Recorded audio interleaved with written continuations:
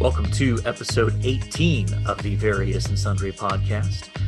I am your host, Matt Harmon, joined in virtual studio by the man who believes that good fences make good neighbors. The one, the only, John Sloat. Hey, Doc. How we doing this morning? I'm doing well. So we are in the first week of May as we record together today. And by the way, episode 18. I mean, where has the time gone? You know, I don't think we've missed a week. Not yet. I mean, we're pumping not quite out content. We are not quite the Cal Ripken of the podcasting world, but we're on our way. We're on our way here. So we'd love for you to connect with us on social media. You can follow us on Twitter at V&S and you can follow us on Facebook, a recent addition to our social media last couple presence. Weeks. Yeah, so you can look for the Various and Sundry podcast Facebook page. Give us a like, give us a follow, share it with your friends. And we also should make note of the fact that we have a new review. We've asked for those, and our listeners are slowly responding. So, yeah, Lee in Indiana has come through for us and has left us a review, as well as many direct messages over Twitter to converse about the podcast episode. Yes, though. If I might respond briefly to the last line of his review, I will not be turning away from my Ohio State bias, and so that just gives him perhaps more reason to get emotionally invested in the podcast as he reacts violently, given his allegiances to the Fighting Irish of Notre Dame. So, all right. Anything else we wanted to talk about here? I feel like there was something before the show you wanted to. Yes, we have noticed, as we have been looking at where people are listening to the show, that a good number of people skip the sports section, which is understandable. Not everybody loves sports, but we are going to begin to attempt to put a ballpark time in the show notes of when you can skip forward to where the sports are done. So we're going to try to start that this week. For those of you that struggle with sports, check the show notes and see if that works for you. Okay, yeah, we're trying to do our best to serve our listeners, and so as our first initial sort of speaking of sports, I guess we could say. So this is the time for you to skip forward. Apparently, if you're not a fan of our sports discussions, but. Episodes 5 and 6 of The Last Dance dropped this past Sunday. So what were some of your initial thoughts on those, John? There was a couple things. There was an interview with Kobe Bryant that kind of kicked things off, and it was a little strange to see. It was very strange. Yes, it was just like, is that Kobe? It is. And so it was. It felt abrupt to me at times. Yeah. How about it seemed very strange to me, to be honest. Like, it almost felt like it was just kind of thrown in there. I didn't feel like it had a natural fit in the story. It just kind of felt like, well, Kobe recently died, and Kobe may have been the closest thing to MJ we've had since MJ left the league, and so. We had this material, we had this interview, so we're just going to sort of throw it in there. And it felt less integrated into the episode than some of the other stuff they talked about. Though it was interesting to hear MJ and some of the others talk about Kobe's first All-Star appearance and being in the locker room and throwing shade at him about he's just going to go one-on-one and jack up shots, Yeah, that was great.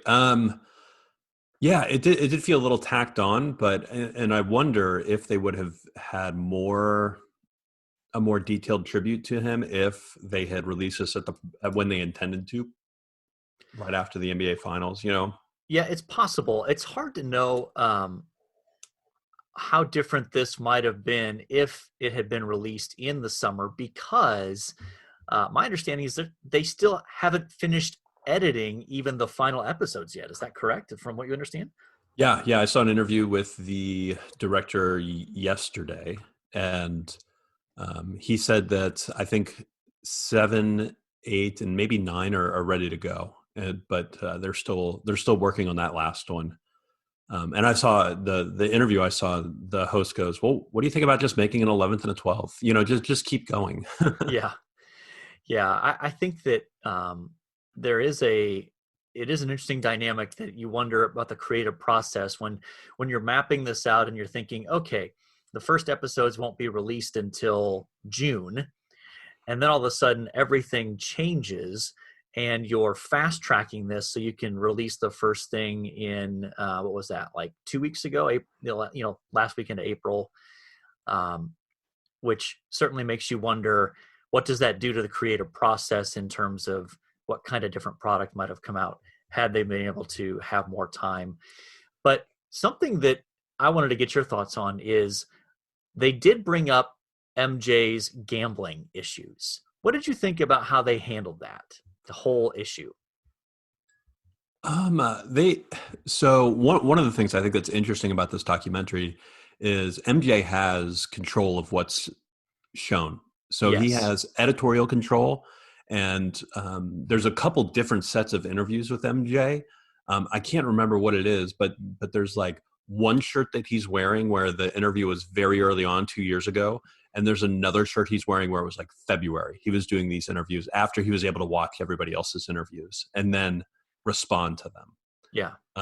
So I'm interested. I'm fascinated they let him put. I'm fascinated that he allowed the gambling piece to be put in there, and they kind of. I felt like they swept it under the rug a little bit, kind of saying like, "Well, this is like $10 to MJ, right? This is like $10," and but I think I do think he was right when he said, "I don't have a gambling problem. I have a competitive problem." Yes, I think that's Instead, probably right.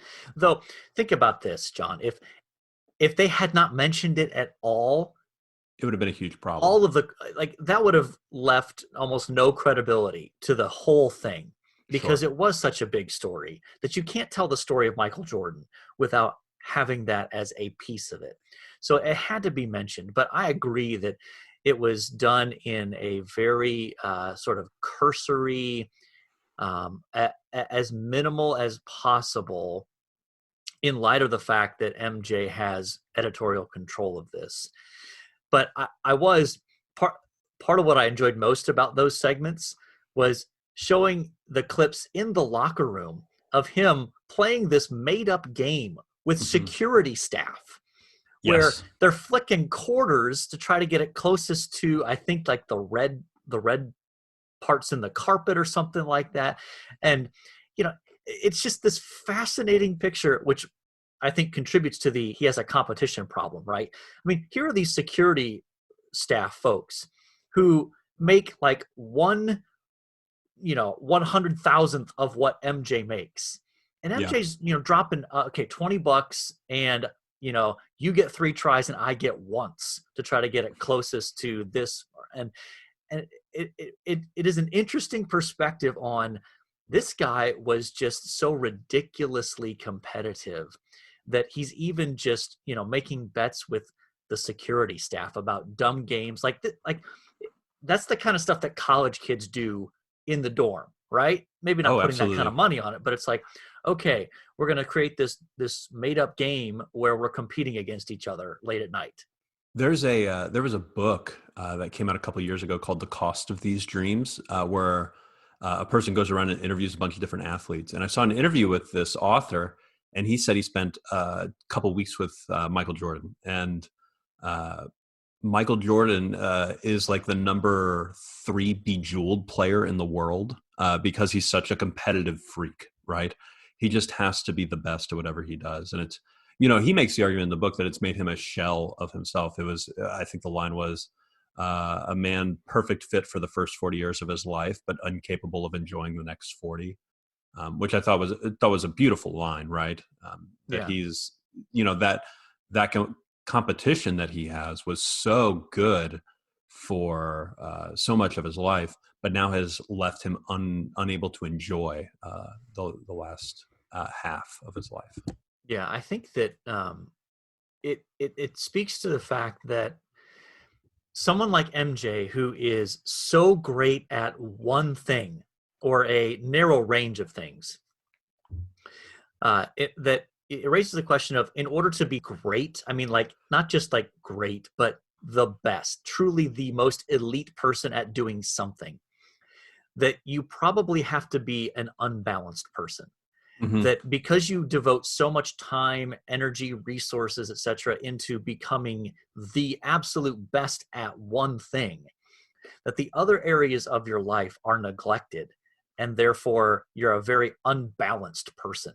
That you're elite, great in one thing, but then in other areas of your life, you're actually either very immature or incapable of even perhaps functioning well in certain areas of life, because all of your time, energy, resources, etc., are invested in this one area of your life. Yeah, and I mean, I just don't think that leads to a very healthy human. Like I don't think that's God's vision of how humans flourish. And Agreed. there was they went into it a little bit in the documentary, the Be Like Mike campaign. Yep. And I just think, looking at it now, 30 years later, it's just like, I don't know that you actually want to be like Mike. That's a bad idea. Right. Yeah. I do think, yeah, you got a little bit of a peek behind the curtain a little bit, where MJ was talking about how um, that he was almost a prisoner of his fame at points, where it's, he's kind of almost stuck in his hotel room, because if he tries to go out anywhere, he was just absolutely mobbed by fans. Yeah. And so, they show him just sort of hanging out in his hotel room, isolated, watching TV, and him just being like, yeah, this is kind of my life, because if I go out anywhere, I have to be on. People mob me. People want a piece of me. And that, there's I can see how there's a part of people's, draw to that, where you think, oh, wow, how great would it be to be famous? Some people are obviously do a lot to try to get famous, but I think that there's the obvious downside there, that MJ kind of gives you the behind the curtain of, I can't do normal things. Like, if I Mm-hmm. just want to walk down the street and grab a cup of coffee or something, he can't do that, because he's lost that ability because of his fame. So Yeah. He did play a lot of golf, though. he did, but he's playing at high-end clubs. Yeah. He's not going down to the public municipal course and dropping down 20 Sure. bucks to play 18. He's going to the high-end clubs where only the high rollers can get in. And so I think probably in those contexts, there's a little less of that. He probably has a little bit more opportunity to be on his own, or at least just with his, circle of people around him. And gamble with them. Gamble with them. Yes, indeed. As we learned in the documentary. Yeah. One other sports note before we move on to our next topic for this episode. Don Shula, famous NFL coach of the Miami Dolphins, led the Dolphins to, I think, was it 2 or 3 Super Bowl championships? Can't remember. I think it's just 2, maybe. I'm not sure. Yeah. The most famous, of course, was the undefeated season that he led the Dolphins to in 73, something like that, 74, somewhere early 70s. And he passed away this past week at the age of 90. And I think at one time he might have been, if he isn't so currently, he's at least up there on the all-time list of most wins for an NFL coach. So a sort of legendary coach of the NFL. But our next topic really is one we want to spend a little bit more time on than our discussion of sports in The Last Dance, and that is the fact that, at least where we are here in the state of Indiana, and it's true of other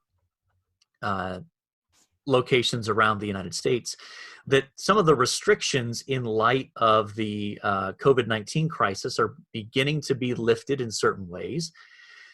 And here in Indiana, at least, the governor has announced that as part of easing those restrictions, that worship services will be allowed to meet again. And so we realize that's not the case necessarily in the places where everyone is listening from, but we thought it'd be a helpful thing to kind of talk through what kind of considerations should pastors and churches and even believers in general be thinking about as they consider the possibility of resuming in-person gatherings. So I don't know if you want to add anything to framing the current situation before we start to dive into some of the specifics, John, or? Yeah. I think we want to talk about how do we do this while honoring some of the government's requirements, social distancing, those sorts of things. So, what are some ways? What are some things that we're going to have to change? How do we go about that change?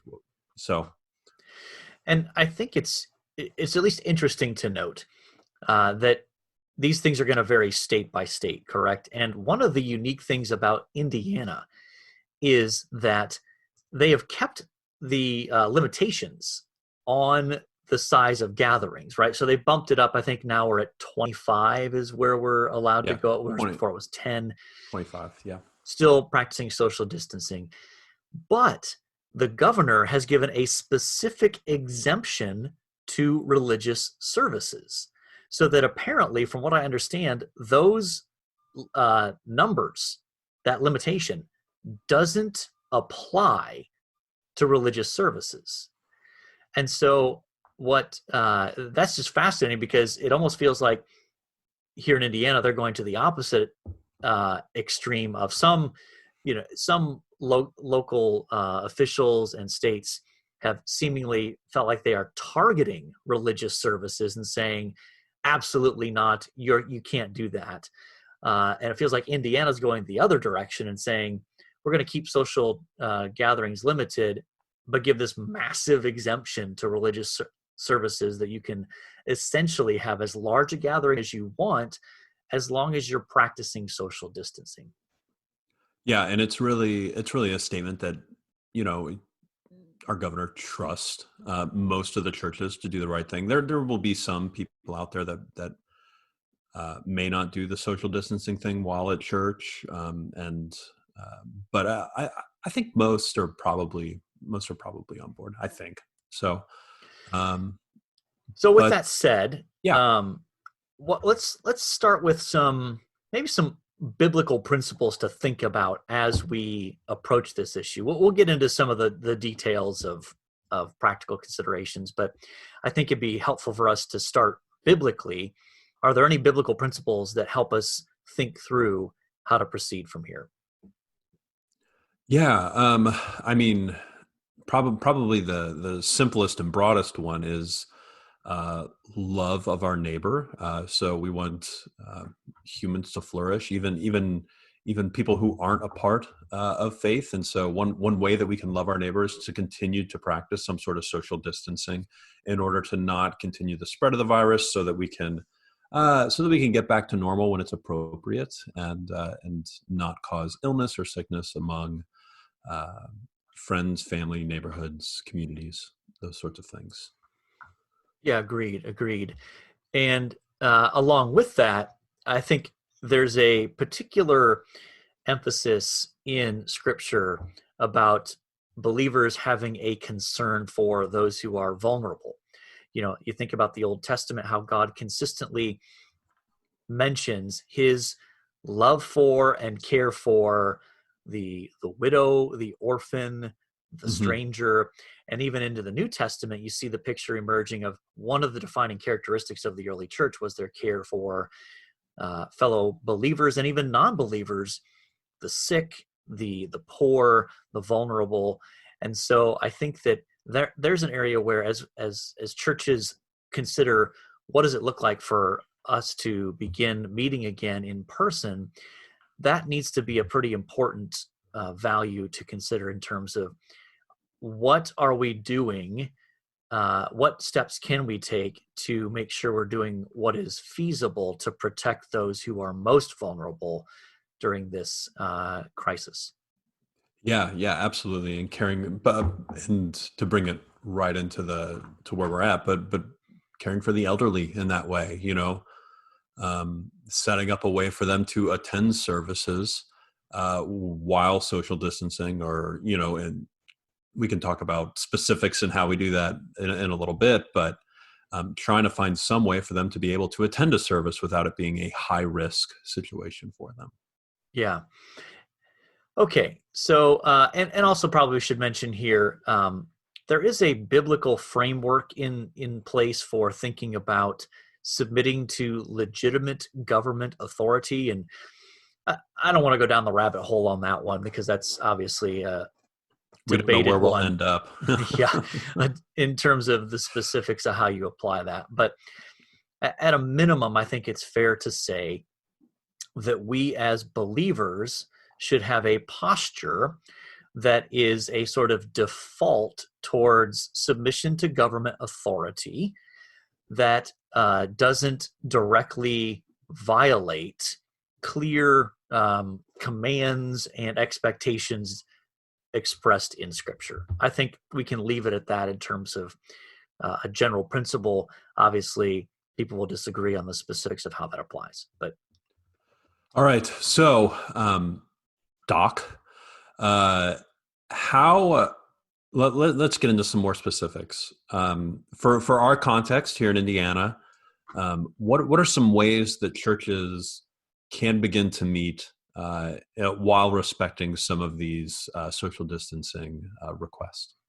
Yeah, so I think that from what I've seen, and maybe you can add to this list if I'm missing anything, but it seems to me like there are kind of three broad approaches in terms of thinking about regathering. One is what some churches have already tried in earlier stages of this crisis, was the whole drive-in church, where everyone pulls up in their cars in a parking lot, and you do something like that. That's one potential option that could be considered. Another is the outdoor service, right? So you could have a gathering outdoors. And then the third, at least in my mind, is some sort of inside gathering. And it seems like that option requires the most thought, the most thought in terms of how to do it, that still tries to honor some of the social distancing practices. So those seem to be the kind of the three broad options that I can think of if you want to do something in person. I think it should be noted that nothing demands at this point that in-person gatherings be restarted. I think there's a large desire for it, to be sure. Sure. And that's a good sign, by the way. But I don't think that there's anything that mandates it, given the current circumstances. So I don't think that churches should feel like, well, here in Indiana, the governor said we're open for business in terms of churches. So as soon as possible, like next Sunday, we should be back up and running in terms of opening the doors and getting people in the same location. Yeah. So what I'm hearing you say is that we can begin to meet together, but there's nothing that's saying we have to. So that there could be another 2-3 weeks where we're waiting to meet together still. Absolutely. And I think that depending on the size of the church, there are all sorts of factors to take into account here when it comes to it's a lot simpler if you have a congregation of 50 or 75 people than it is if you have a congregation of 400, 1,000, 1,500, 3,000. The larger the church is, the far more complicated these matters become. Yeah. So one thing that I do at church is weekly, and I'll let you get in your bit about it, but is I make and serve the coffee most Sundays at our church. Is that something? You are the deacon of coffee. There it is. I am the deacon of coffee. And just to be clear, that is an unofficial position, but it is very important. So have we seen it go by the wayside? Have we seen coffee lost at churches, or is it going to look differently? Or what are your thoughts on how I serve the church currently or have in the past, and will I be able to serve the church in this capacity in the future? Well, I think it's important to note that, at least as far as I'm aware, there is no chapter and verse in the Bible that mandates that a church must serve coffee when it gathers. There's also no verse that prohibits it either. Agreed. Absolutely. I couldn't agree more. But I think that, I wonder if there are, it might be wise not to serve coffee, in the sense that tends to gather people in a specific part of the building. And it does raise the question of how many different dozens, maybe hundreds potentially, of people, touching the coffee apparatus, Yeah.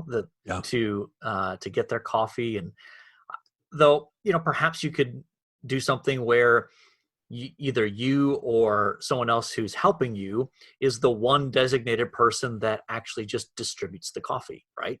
Sure. That they stand there, and when someone wants a cup of coffee, there's the one person serving it who, actually pours it into the cup and then hands it to whoever wants it, or puts it on the counter perhaps, and then allows that person to grab it. So there's some measure of so there's not as much risk of actual physical contact between the people.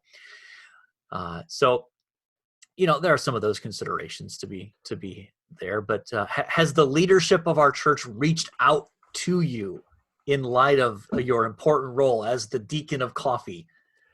Yeah, no, they haven't. I'm fairly disappointed. I don't feel like we're a priority. This incredibly important ministry just doesn't seem to be on their radar, and I just don't understand.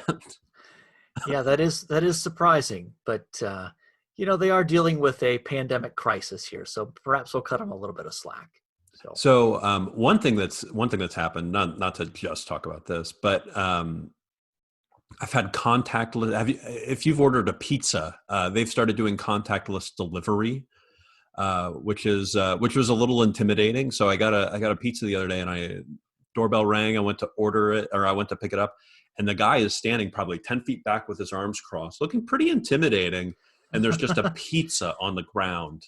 And I go, "Here's your tip." I set it on the ground, take my pizza, and I go inside. And yes, assumedly he came and took the tip.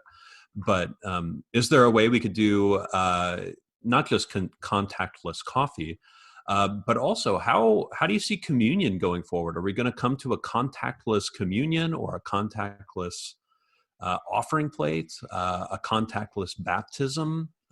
How do you see these things fleshing themselves out? Yeah, to me, the issue of communion and probably offering plates are the two most tangible practices that need to be rethought in terms of, especially think about offering plates and the fact that you've got this object that is passed hand to hand between people. That just seems like it's something that we shouldn't be doing during this COVID-19 crisis. Now, when it comes to communion, obviously churches do things in a variety of different ways. I would certainly hope that any church tradition that normally has the common cup Yep. has decided, at least temporarily, to stop doing that. That would seem like the ultimate way to spread COVID-19 when it comes to everybody drinking out of one cup. That just seems like a disaster waiting to happen. Oh, agreed. But at CCC, we pass a plate that's got the elements. Well, the bread is passed in like baskets, but they're little fragments, right? And in fact, the Harmon family has encouraged larger chunks of bread for communion to the point where this is one of my major accomplishments at Christ Covenant Church here, is that in conversation with the deacons, we have created what has been referred to as the Harmon hunk, that there needs to be a certain size of chunk of bread in the baskets so that it's a little bit more substantive. But in any case, now you've largest accomplishment. I'd like to dwell on that for a second. I didn't say largest. I said one of. One of. Okay. Well, you've preached multiple times. You have taught multiple Sunday schools. We've even filmed one of your Sunday school classes that goes up on the Gospel Coalition website here in the near future, right? Eventually, yeah. But among that list of accomplishments at the church is the Harmon Hunk. It is certainly one of our prouder moments as a family that we. I don't think I knew that one. That one's new information to me. Okay, yeah. Well, I had not heard that. We have even offered to up our giving if necessary to help provide enough bread for the deacons to increase the size of the chunk of bread offered in communion. So, in any case, I don't know if you have any thoughts. I'm sure our deacons have thought through all of this. My understanding is that there are even like pre-packaged little communion. I don't even know how to describe it, right? Little bite-sized pieces of bread apparently or something that are pre-packaged. And so you could perhaps incorporate some of that. I just don't know what the logistics would be on something like that, though. Do you have any ideas? I mean, excuse me, other than having a common table that everybody comes to grab it, but then that creates issues of its own. You have the coffee issue then, right? Where people are gathering around this table. Maybe do 3 or 4 stations throughout the, and I'm thinking of an indoor setting here, but yeah, I think it's a bit of a struggle. Maybe everybody brings their own bread and juice. I don't know. That'd be one way to solve it. But I don't necessarily like that either. That gets away from the common experience, right? Yeah, absolutely. I think offering plates a little bit easier, right? You set the plate at the back, and people can drop it in either as they come in or as they leave. And obviously, with online giving, there's still a strong encouragement to be able to do it that way. In fact, it's pretty clear that in our local church, there must be a substantial amount of online giving because we tend to sit towards the back of the congregation. Mm-hmm. And by the time the offering plate gets to us, there's not much in it. Yeah. It doesn't seem to match the budgets that we go over, for sure. No. So there has to be a decent bit of online giving going on. So which is good. Well, what are some other issues, John, that you can think of when it comes to that need to be sorted out? Let's start with let's assume for a minute we're talking about indoor services, because I think that's a little bit of a different animal than maybe going outdoors. Let's think about indoor service, and in particular things that churches and pastors should be thinking about. Yeah, and thinking about our own congregation, our meeting space is pretty packed with people. So I think churches like ours, which ours is a probably large medium church to large church, is probably going to have to go multiple services, I imagine. At some point, because we're around, from my understanding, between 350 and 400 when college students aren't in session, which is now essentially. So yeah, that's well over the what is advisable. However, another factor in that is the size of the sanctuary.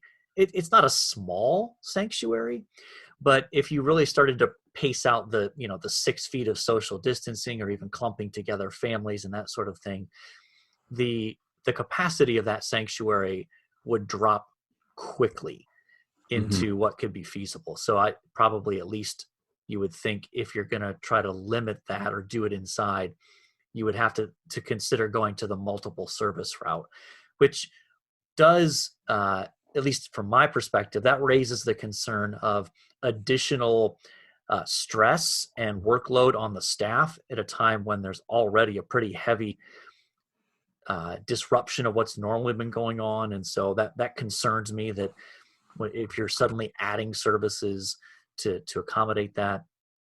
And then furthermore, you probably then have to start dictating, right? You have to say, if your last name begins with this, you're going at 9:00. So A through G, you're at 9:00. H through S, you're at 11:00. And then the rest of you, T through Z, you're going at 1 or something like that. Like, I don't know how else you'd sort of maintain a even distribution of people.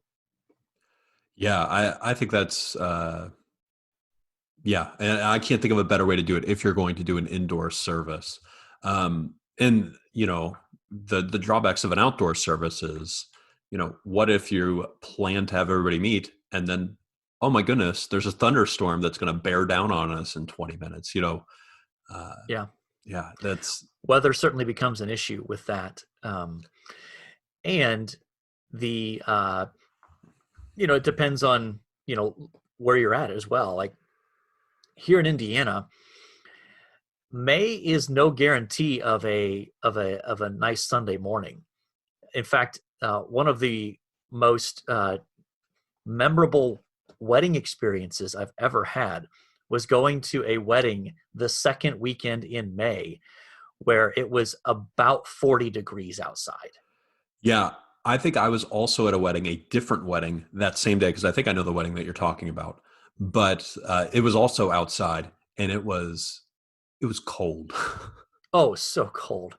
I mean, you had people going into their trunks, getting blankets and extra coats and things, and it was absolutely frigid.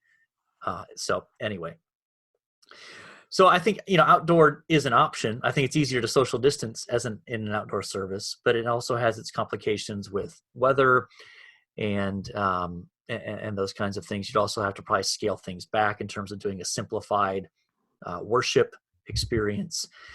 And on top of all of these, I think that churches probably need to consider what options are still going to be available for those who either should stay home or just feel uncomfortable and unsafe and don't want to risk going out to a service like this.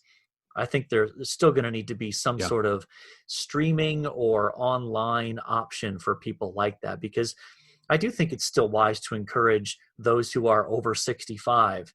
You should be staying home. Like this is a high risk population, and those who get the virus in that population, the mortality rate is just through the roof compared to other population groups, as well as people who have pre-existing conditions that make them more vulnerable. People like that should consider staying at home just in the abundance of caution.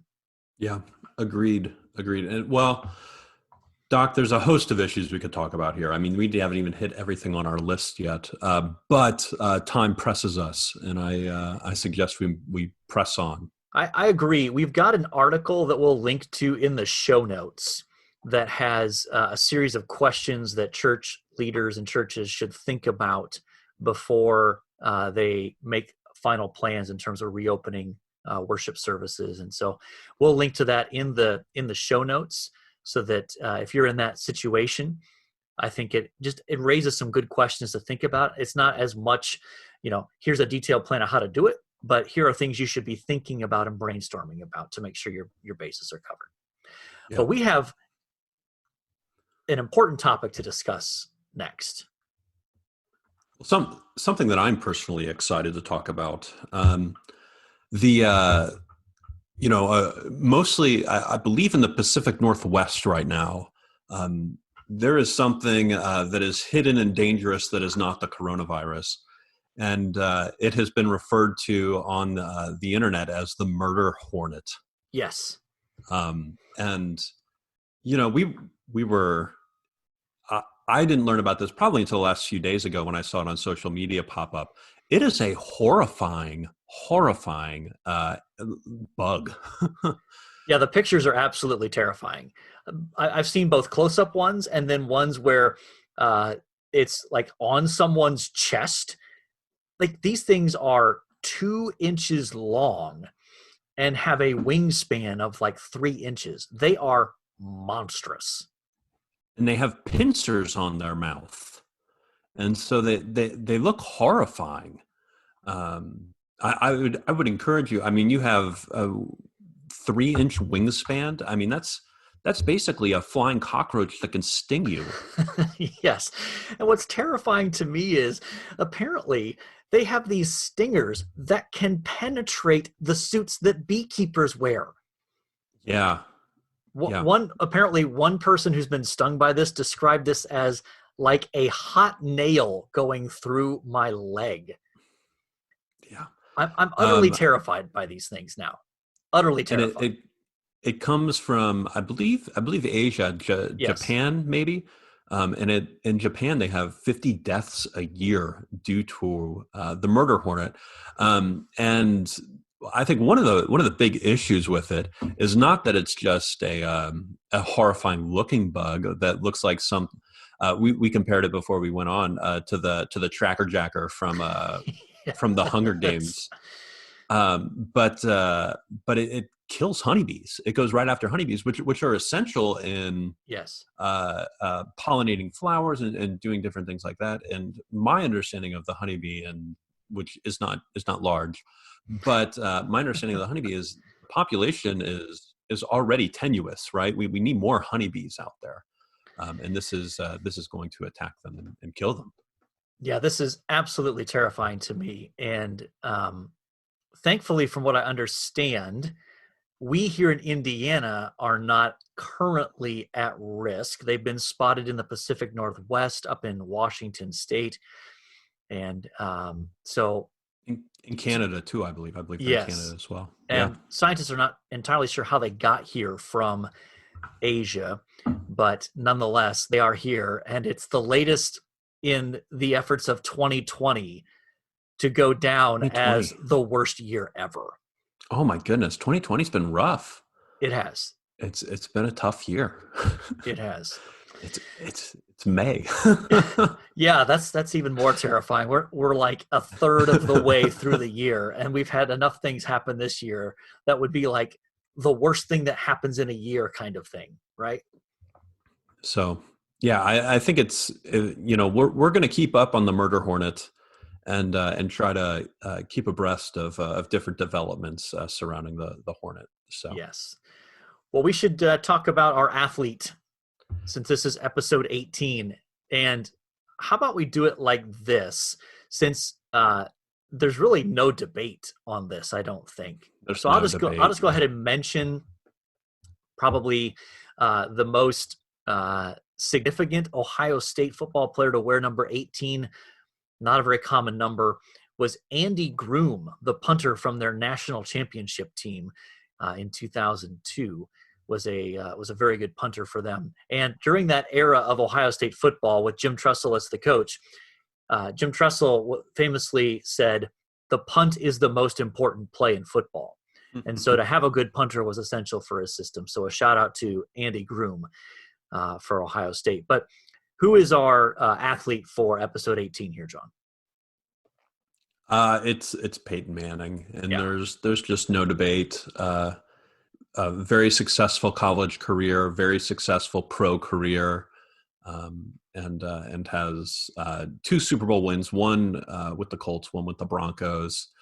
Also a number of Pro Bowl appearances and playoff appearances and all these things. And he was an impressive quarterback for a number of years, and does a number of ads and commercials. Yes. He's an interesting contrast to Tom Brady in the sense that Tom Brady has more Super Bowl wins and all that kind of stuff, but in terms of public perception, I think even people who didn't root for either the Colts or the Broncos when he played for them generally liked Peyton Manning. He had a public persona that was very likable. He's appeared on Saturday Night Live. I'll never forget the little Saturday Night Live little skit they did with the little kids running routes, and Peyton Manning, chucking the football and hitting a kid in the head and chewing kids out for running bad routes and that sort of stuff. So, and he's got this sort of larger than life persona. And everybody's trying to figure out where is he going to be an analyst at, because everybody wants him to be an analyst for a football game. Everybody thinks he'd be fantastic because he's so smart, witty, funny. Tens of millions of dollars sitting on the table for him whenever he wants to jump into the broadcast booth. So. Oh, yeah. All right. So, John, what's your one thing you liked this week as we wrap up here? Well, Doc, I've been spending, we got a new house. And so we have been talking through improvements, things we'd like to see, those sorts of things. And it's always cheaper to build something rather than buy something. So I've spent a lot of time on one of my favorite websites, Build Something. And it basically is free plans for you to build things. They recommend tools that you'll need, all these things, how to cut it, how to do all these things. And so I've been spending a lot of time on that website, figuring out how to build garage storage or raised beds or, whatever we need. So that's my one thing this week. Gotcha. Well, we are in a similar genre this week. So a good friend of ours allowed me to borrow his Sawzall. If you're not familiar with a Sawzall, it's a reciprocating saw. And it's great. Oh my goodness. I have an overgrown small tree at the back corner of our house that needed to be significantly cut down, not taken out, but trimmed down. Mm-hmm. So I took about an hour and a half on Saturday and used this remarkable tool to just knock off branches and limbs. And I am now sold. This is now going to be something I have to add to my own personal tool collection at some point, perhaps for Father's Day or birthday this summer. So I am a big fan now of the reciprocating saw. That's my one thing I liked this week. That's great. Yeah. You used those in the past. They're wonderful. They're delightful. So if our listeners want to give recommendations for a brand or a specific one, I'm happy to take those. Though please keep in mind, I'm on a modest budget when it comes to that. So let's think for a minute here, John. We've talked about The Last Dance. We've talked about churches restarting. We've talked about the murder hornet. We've talked which about is a horrifying thing. Yeah, terrifying. Yeah. Peyton Manning and projects around the home here. We've done it. I think by definition that is an exemplar of various and sundry topics. It's sort of the epitome of the range of topics that we like to talk about on this podcast. Yeah, absolutely. So I feel good about marking this as done. Checking that off the list. Mission accomplished here. And so I think that all that's left to say at this point is, the Lord bless y'all real good. Later.